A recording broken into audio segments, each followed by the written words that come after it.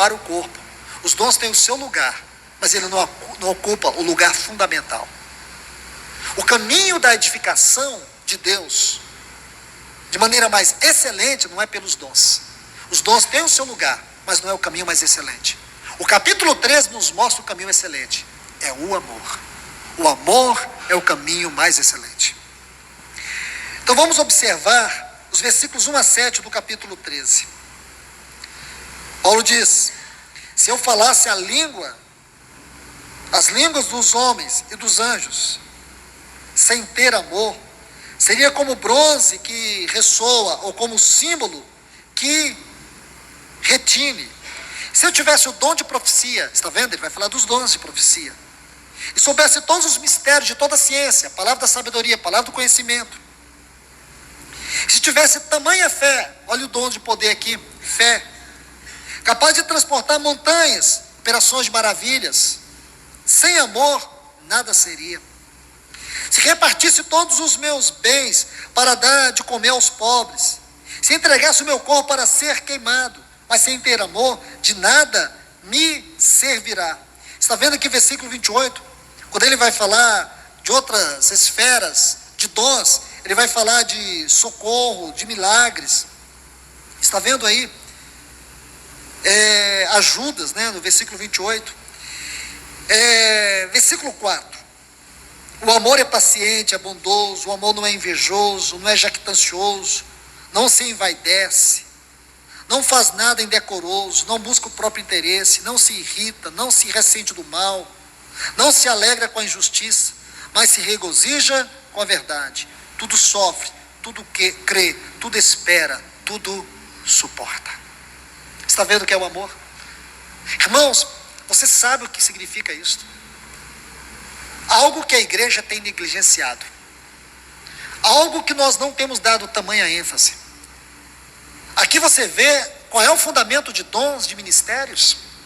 Porque Paulo faz uma alusão aos ministérios no versículo 28. Nós já explicamos, eu já expliquei sobre quando ele diz que Deus colocou primeiramente na igreja apóstolos, profetas e assim sucessivamente. Ele vai colocar uma ordem ali, mas não é uma ordem clerical. Não é uma ordem de valores. Mas se você seguir a própria história da igreja, no curso do seu desenvolvimento, segundo o propósito eterno de Deus, foi dessa forma que Deus foi estabelecendo a ordem dos ministérios na edificação da sua casa. Não é que essa ordem se tornou uma forma clerical de ministério, porque isso é satânico e maligno.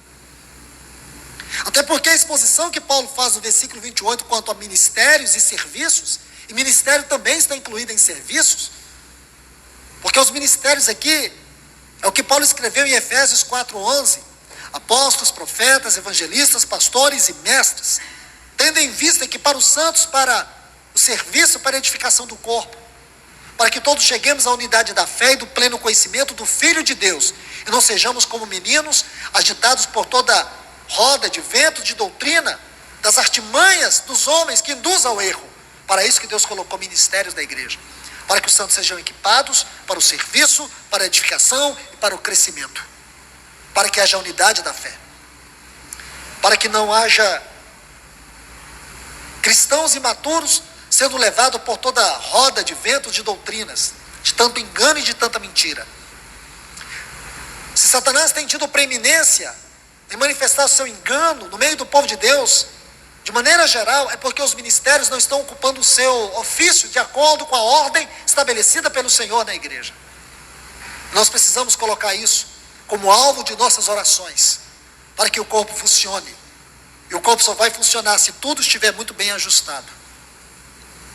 Então, irmãos e irmãs, vamos observar algo tão precioso aqui. Vamos ver algumas questões panorâmicas, para que o Senhor possa nos levar a algumas questões práticas. Se você observar,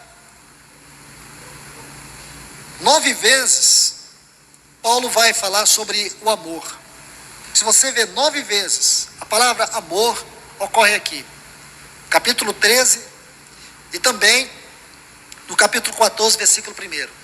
9 vezes Paulo vai fazer menção da palavra amor. Se você estudar o capítulo 12, você vai ver que ele vai falar dos dons, os 9 dons do Espírito. 9 vezes amor, 9 são os dons do Espírito.